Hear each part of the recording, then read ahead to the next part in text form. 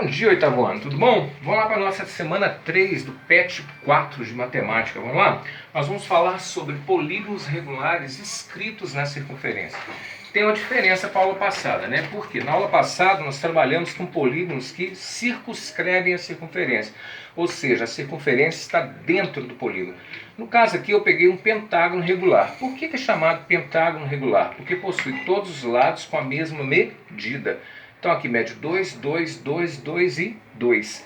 E ele possui os seus ângulos internos, que são os ângulos que estão dentro da figura, todos também com a mesma medida, todos medindo 108 graus.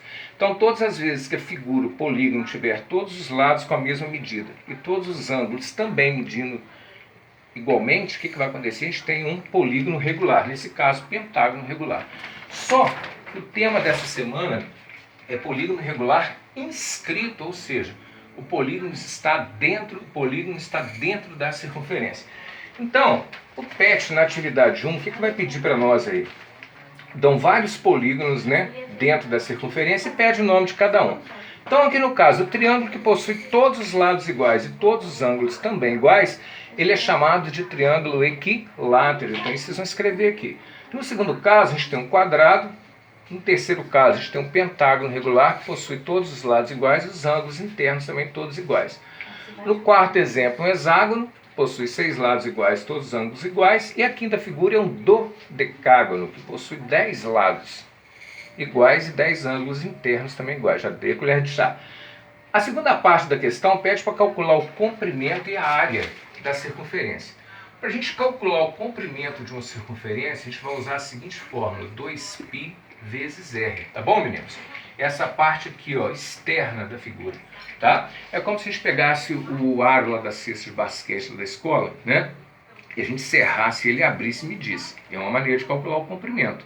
Mas tem um jeito mais fácil, que é utilizar essa fórmula. O C simboliza comprimento da circunferência. O π é uma letra grega, que ele vale 3,14 para uso de cálculo em matemática. Só que o PET, nesse caso, para facilitar para vocês, ele deu um valor para π aproximado de 3 metros, né? Não, 3 centímetros que ele deu aí, tá? 3 centímetros. Então esse valor que nós vamos usar aqui. No lugar da letrinha π, nós vamos usar 3. E o raio que deu pra gente aí, gente, deu que vale 10 centímetros. Então no lugar da letra R eu uso 10. 2 vezes 3, 6, 6 vezes 10, 60 centímetros.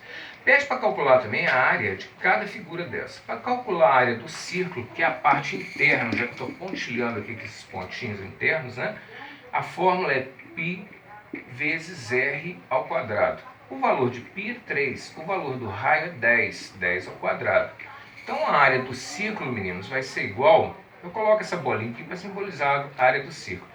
10 ao quadrado é 100, 3 vezes 100 vai dar 300 centímetros ao quadrado, ok?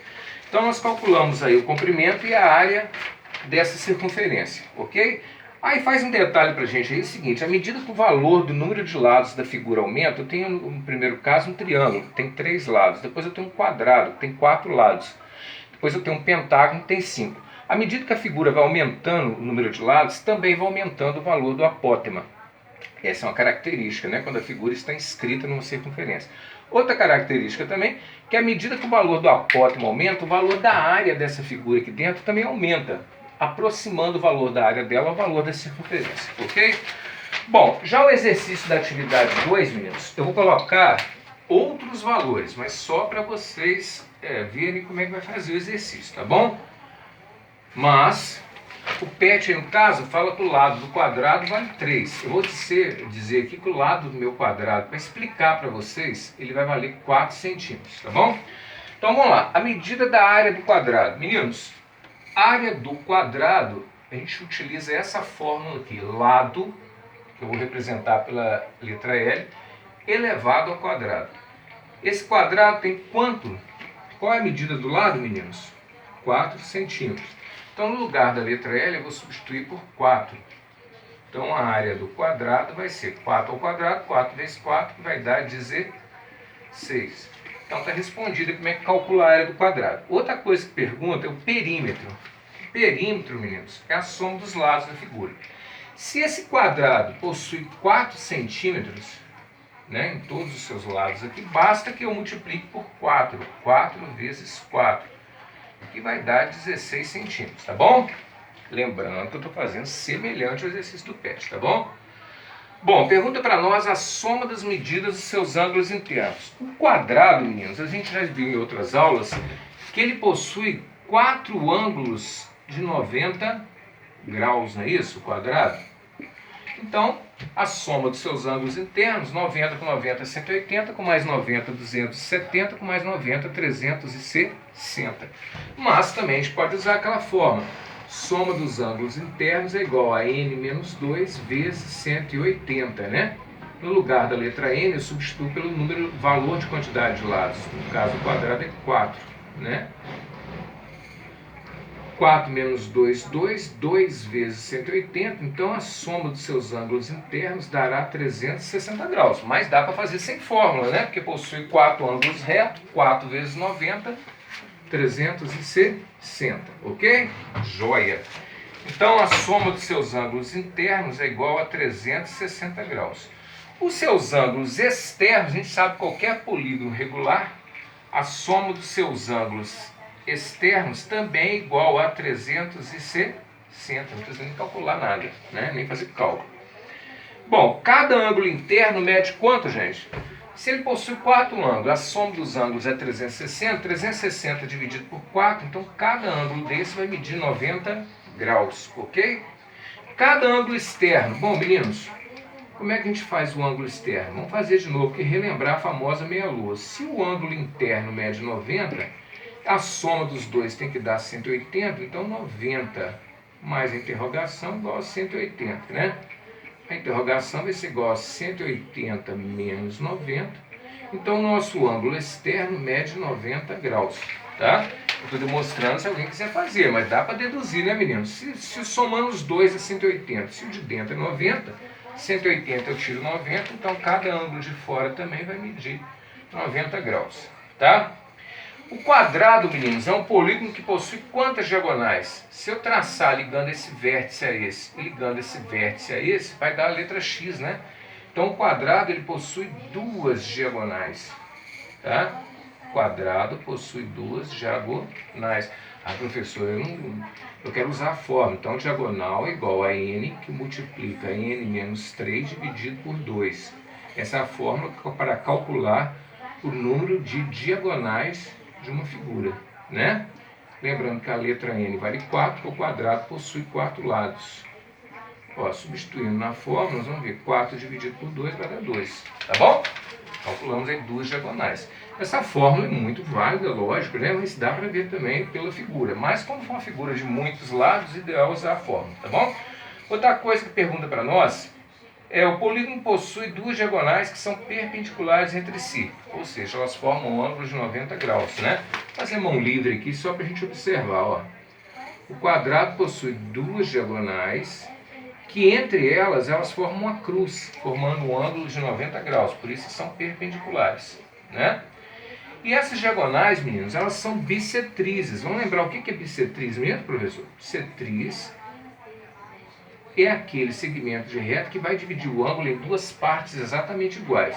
Então, se eu pegar um ângulo de 90 graus, ela vai dividir ele em 2 ângulos de 45 cada. Então, é isso que vai pedir o PET, ó.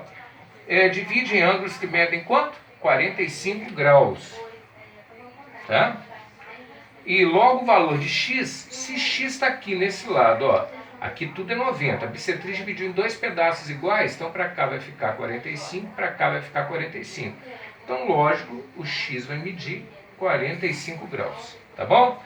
Agora, meninos, vai chegar na área do apótema, tá? Eu estou fazendo, gente, um exercício semelhante, tá? Para ajudar vocês. Lembrando que aí no PET fala que o valor do lado é 3 centímetros.